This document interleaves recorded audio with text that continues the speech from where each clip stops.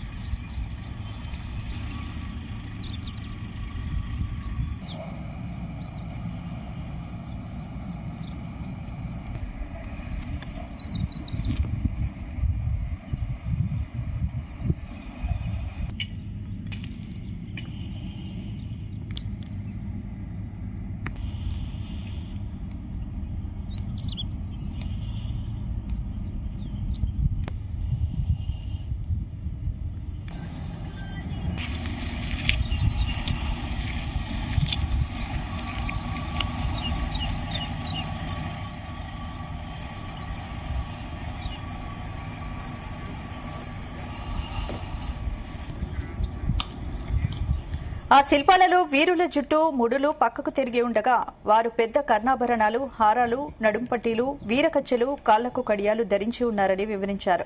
వీరిలో 2 యోధులు వెడల్పాటి కత్తులు, విల్లులు చేతబునగా మిగిలిన 2 వీరులు ఈటెలు, డాలులు పట్టుకుని యుద్దరంగంలో ఉన్నట్లుగా చెక్కబడి ఉన్నాయని కావలి చంద్రకాంత్ పేర్కొన్నారు.